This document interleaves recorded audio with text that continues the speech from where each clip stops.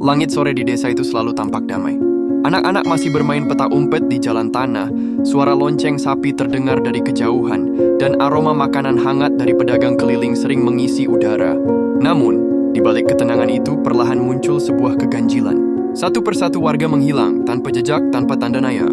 Seorang jurnalis muda yang sedang berkunjung untuk menulis artikel tentang desa mulai merasakan kejanggalan. Awalnya hanya desas-desus.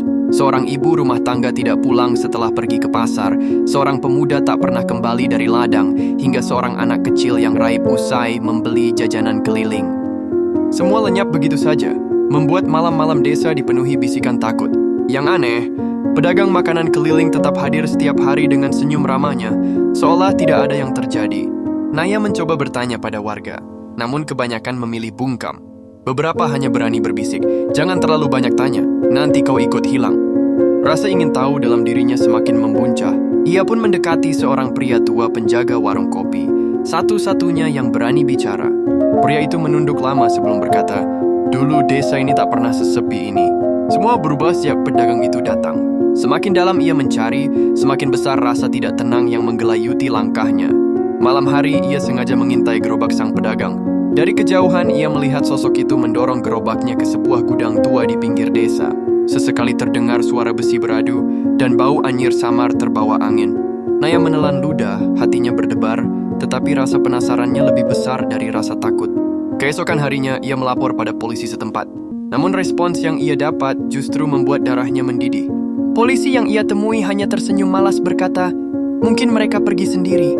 "Jangan berpikir aneh-aneh, desa ini aman." Jawaban itu jelas bukan sekadar ketidakpedulian, tetapi juga menyimpan sesuatu yang sengaja ditutup-tutupi. Sore itu, Naya duduk termenung di teras rumah penginapan. Seorang anak kecil menghampirinya dengan wajah polos berkata, "Kak, jangan beli makanan dari bapak itu." Naya menoleh cepat, anak itu sudah berlari pergi. Kata-kata sederhana itu menjadi kunci yang mempertebal keyakinannya bahwa ada sesuatu yang busuk di balik senyum pedagang itu. Malam berikutnya Tiati kembali mengikuti pedagang tersebut. Kali ini ia nekat lebih dekat menyelinap di balik semak-semak. Dari celah papan gudang tua, ia melihat tumpukan karung yang mencurigakan. Tangan Naya gemetar ketika ia menyadari karung itu bukan sekadar berisi barang dagangan. Ada potongan kain, bahkan jemari manusia yang menyembul dari selai ikatan karung. Nafasnya tercekat, namun sebelum ia bisa mundur, suara berderit membuatnya terkejut. Pintu gudang terbuka. Sang pedagang berdiri di sana dengan senyum yang berbeda dari biasanya. Dingin, lekat, dan penuh rahasia. "Kau suka menyelidik, ya?" Suaranya datar tapi menusuk seperti belati. Jantung Naya berpacu, tubuhnya kaku, ia tahu nyawanya kini berada di ujung tanduk. Di saat yang sama, terdengar langkah berat dari belakang. Polisi malas yang sebelumnya menolak laporan, kini muncul bersama pedagang itu. Tatapannya sama menyeramkannya, seakan sejak awal ia adalah bagian dari rahasia kelam ini. "Kau seharusnya tidak tahu terlalu banyak," katanya pelan.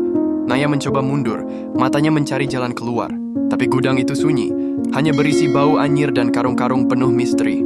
Dalam benaknya, ia hanya berpikir satu hal. Bila ia tak bisa keluar malam ini, mungkin esok namanya akan menjadi bisikan baru. Satu lagi yang hilang dari desa ini.